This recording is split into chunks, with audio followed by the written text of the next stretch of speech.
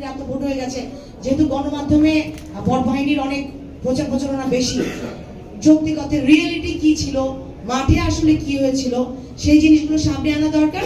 সামনে আসুক আগে, আমরা চাই এটা স্থগিত করে পুনর্নির্বাচনের ব্যবস্থা করা হোক। আপা, আমার নাম মাসুম মিয়া, আমি চ্যানেল 24-এ কাজ করি। আপা, আপনার কাছে আমার একটা প্রশ্ন, সেটা হচ্ছে আপনি আপনার বক্তব্যের পুরো বিষয়টায় দুইটা বিষয় খুব স্পষ্ট, একটা হচ্ছে শক্তি প্রয়োগ আর একটা হচ্ছে প্রশাসনিক অসহযোগিতা। শক্তি প্রয়োগের বিষয়টা একটু কথা বলি। তার মানে কি আপনি বলছেন যে আপনার পুলিশ এজেন্টদের জোর করে বের করে দেওয়া হয়েছে? শক্তি প্রয়োগে যখন আপনি পিছিয়ে, তার মানে কি আপনার এখানে সাংগঠনিক যে দক্ষতা বা যে সক্ষমতা সেটা কমতি ছিল কিনা? দ্বিতীয় বিষয়টা হচ্ছে আপনি নির্বাচনের যে অভিযোগগুলো তুলছেন, সেখানে আমরা জানি যে বিএনপি নিরঙ্কুশ সংখ্যা বিজয় করেছে, এবং আপনার এই অভিযোগ পুরো নির্বাচন প্রক্রিয়াটাকে প্রশ্নবিদ্ধ করবে কিনা? না, আমি বারবার আপনাকে বলার সময় ঢাকা 14 যেখানে জামাতের একটা বড় অংশ যারা ভোটের আগের দিন রাত থেকে বিভিন্ন কেন্দ্রে টাকার বিনিময়ে কাজ করতে শুরু করে দিয়েছিল, স্পেসিফিক্যালি সেটা নিয়ে কথা বলছি আপনার সাথে।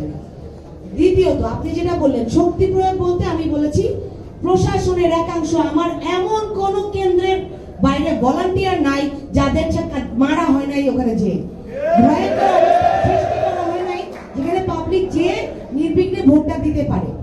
আমি আপনাকে আমার কেন্দ্রের এমন কেউ নাই, আপনাকে এখন দাগ যখন দেখাতে পারবে তারা যে বাড়ি খেয়েছে। আর আপনি আমার যেটা বলেন, আমার সংগঠনের অর্গানাইজেশনের মানুষজন তারা নিয়মের মধ্যে ছিল দেখে কিন্তু কালকে আপনারা কোনো বিশৃঙ্খলা দেখতে পান নাই। তারা যদি এগুলোর বিচার করতো, তারা নিজেদের হাতে নিত, তাহলে একটা অরাজক পরিস্থিতির শিকার হতো, যেটার পায়তারা আসলে ওই পক্ষটা করতেছিল।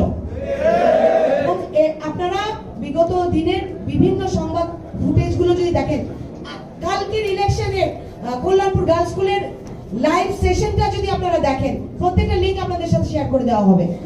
এগুলো যদি দেখেন, আমি একটা নাম বললাম, জানাবাদ থেকে আমাদের পোলিং এজেন্টকে না সাইন করে বের করে দেওয়া হয়েছে।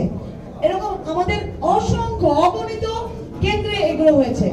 আমাদের সাংগঠনিকভাবে আমার মূল দল, অঙ্গ সংগঠন, প্রত্যেকটা কর্মী নেতৃবৃন্দ আজকেও আপনাদের সামনে বসে আমরা আপনাদের কাছে দাবি জানাচ্ছি, আমরা কিন্তু রাস্তায় আন্দোলনে যাই নাই এখনো। এটা প্রমাণ করে আমরা সাংঘর্ষিক কিছু করতে চাই না। ন্যায্য যেটা জনমত প্রকাশ করেছে, সেই ন্যায্যটা আমাদেরকে ফেরত দিতে হবে, স্থগিত করতে হবে, পুনর্নির্বাচন করতে হবে।